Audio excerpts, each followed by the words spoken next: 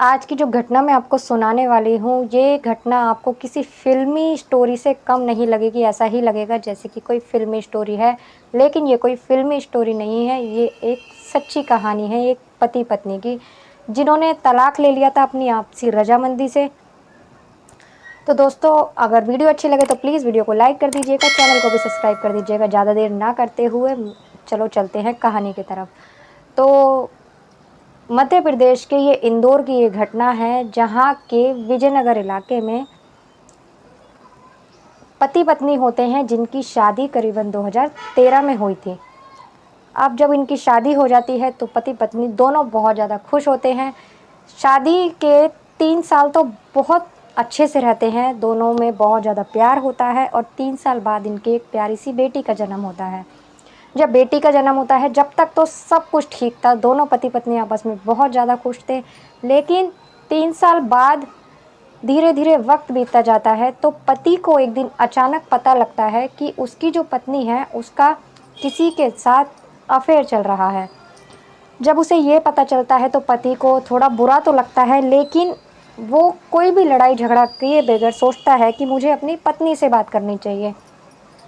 अब वो अपनी पत्नी से इस बारे में बात करता है। जब वो इस बारे में बात करता है तो उसकी पत्नी भी मना नहीं करती इस बात से, और वो साफ-साफ बोल देती है अपने पति को कि ये बात सच है कि मैं किसी से प्यार करती हूँ और उसी के साथ रहना चाहती हूँ, उससे शादी भी करना चाहती हूँ। जब वो उससे ये बोलती है तो जो पति होता है वो इस बात से इनकार नहीं करता और वो राज़ी भी हो जाता है। अब धीरे-धीरे कर उनकी बेटी भी 5 साल की हो जाती है, करीबन अब शादी के 8 साल हो चुके थे। अब वो दोनों आपसी रज़ामंदी से कोर्ट में केस डालते हैं कि हमें आपसी रज़ामंदी से डिवोर्स चाहिए। अब जो ये केस होता है, जब कोर्ट में जाता है, तो कोर्ट में जब ये केस आता है तो सभी की नज़र उस केस पर पड़ती है और सभी की ध्यान अपनी तरफ खींच लेता है ये केस।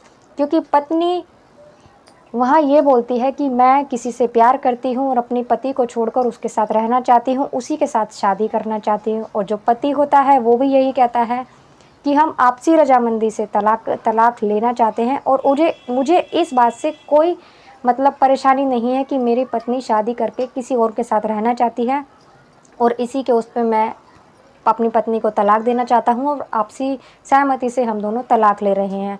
उधर जो पत्नी थी वो ये भी कहती है कि मैं भविष्य में कभी भी अपने पति को किसी बात के लिए मतलब परेशान नहीं करूँगी, ना ही इस पर कोई केस करूँगी या कुछ करूँगी, कभी भी परेशान नहीं करूँगी अपने पति को।